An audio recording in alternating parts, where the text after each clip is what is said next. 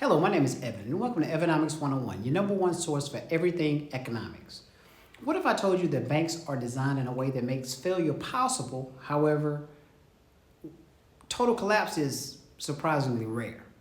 We've seen major bank failures, from 2008 crisis to the Silicon Valley Bank, but the entire system doesn't fall apart. So why is that? Why not? What's really going on? In today's video, we're going to break down three things you need to understand when it comes to bank failures. Number one, what actually causes banks to fail? Number two, how bank runs turn fear into collapse. And number three, why we haven't seen more banks fail or pretty much a total banking system collapse. Before we jump into the video, I do have a quick favor that really helps grow the channel. If you enjoy content like this, please hit the like button, share this with someone who needs it, and subscribe so you don't miss out on what's coming next. I've got a lot more content like this that can help people understand economics better, and subscribing makes sure that you stay ahead. Okay, so we're going to hop into the video. We're going to start with what actually causes a bank to fail. Okay, at its core, a bank fails when it can't meet its obligations. It doesn't have enough money to pay debtors, basically. Okay. But that usually comes from a deeper problem, okay? Typically, to start off with, we're going to talk about risky investments, okay? Risky investments, banks take your deposits and invest them into things like loans, bonds, and real estate. If those investments lose value, the banks take a loss, okay? Again, a modern example of that would be Silicon Valley Bank.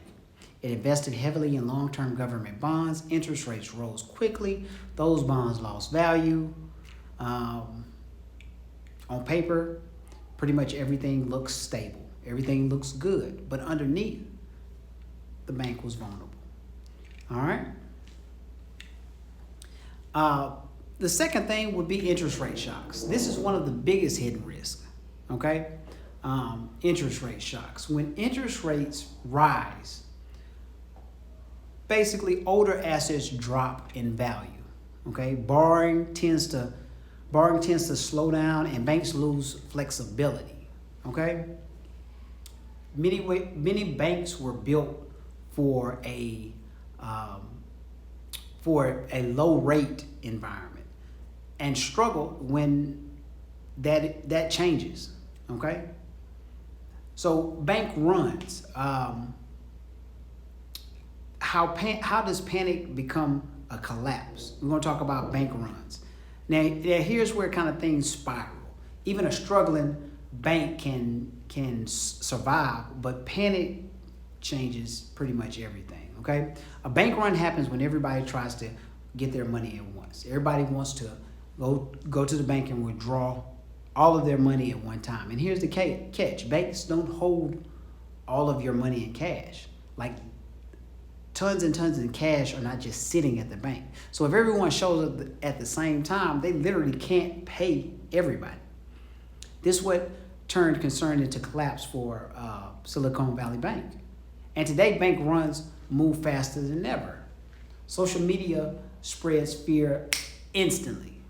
All right, large depositors move billions, or can move billions in an hour. Digital banking accelerates withdrawals.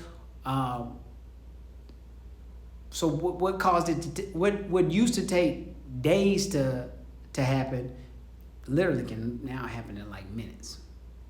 Here's a concept, kind of visualize, I really want my viewers to understand this concept. Liquidity versus solvency. Okay, liquidity problem, not enough cash right now. Solvency problem, not enough assets overall. Bank failures often involve both of those, okay? Quick pause. If you want more breakdowns like this that help you understand economics, please hit the like button. Share this with someone who's into this kind of content, and please subscribe. Most people don't learn this stuff, so if you do, you're already ahead of the game. All right, let's get back into it. So why failures spread? Why when one bank fails, it's like a domino effect almost, okay? When one bank fails, it doesn't stay contained. It creates fear across the entire system. Investors start questioning other banks, depositors move money elsewhere, stock prices fall. This is called a financial contagion. Okay? We saw this during the 2008 financial crisis, and again, Silicon Valley also is a good example of this happening.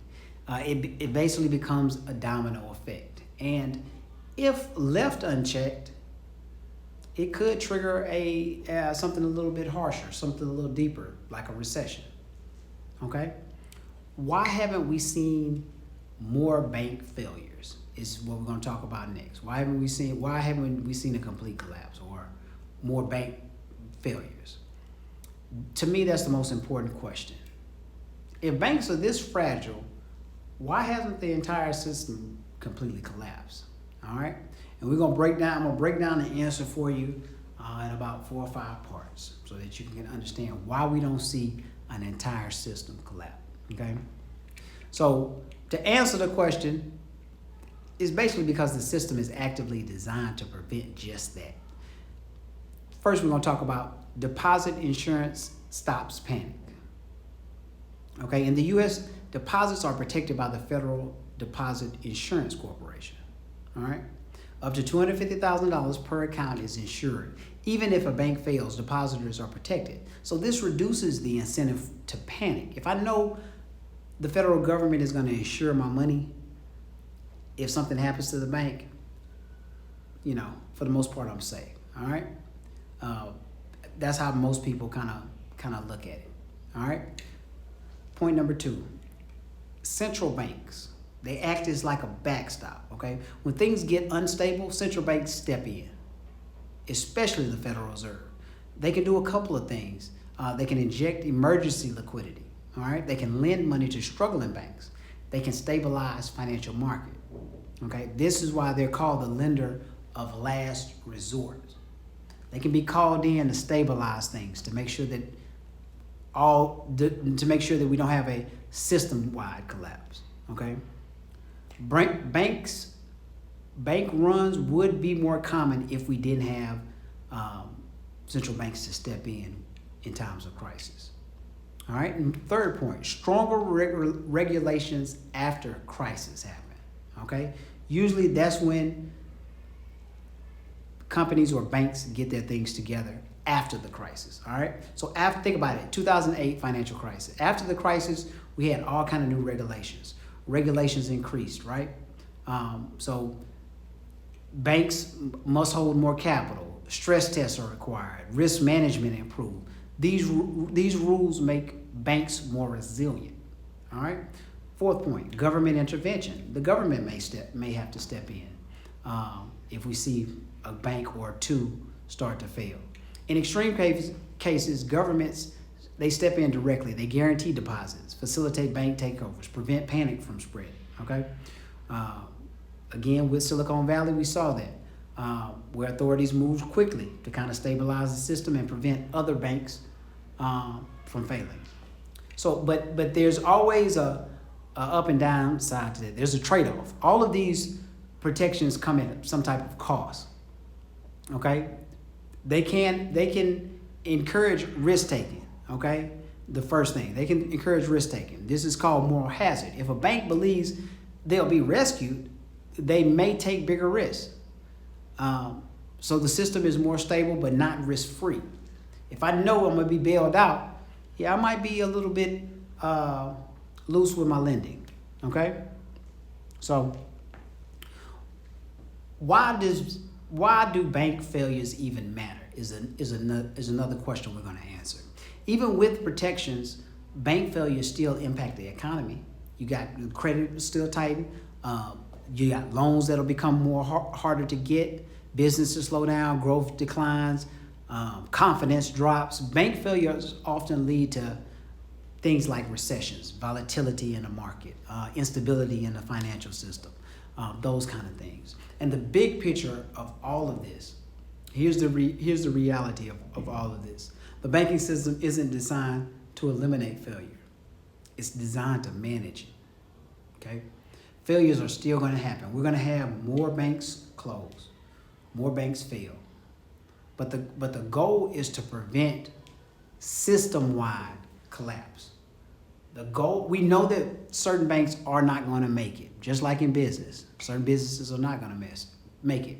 But the goal is to manage a system-wide collapse. And so far, that system has mostly worked. You know, we'll have a couple banks fail here and there, but the majority will be able to stay intact. So here's the full picture. We're going to break down what we just went over. Banks fail because risky investments and interest rate shocks. Bank runs, meaning everybody trying to get their money out the bank at once. Bank runs that turn fear into collapse. Contagion that spreads across the system. But we haven't seen a total collapse because deposits are insured, central banks intervene, regulations limit the risk. So the biggest takeaway from all of this is the banking system survives not because it's safe. Don't ever get it messed up. The banking system does not stick around just because it's safe or because it's safe, but because it's constantly being supported, okay? Constantly has something that will step in if need be, all right? If you found this helpful, make sure to like, subscribe, and drop a comment. Do you think these protections make the system stronger or just delay the next crisis? Let me know what you think. And as always, this is Evanomics, where we make economics make sense. Check out some of my previous videos, and I always have new videos coming. I'll see you on the next video. Thank you.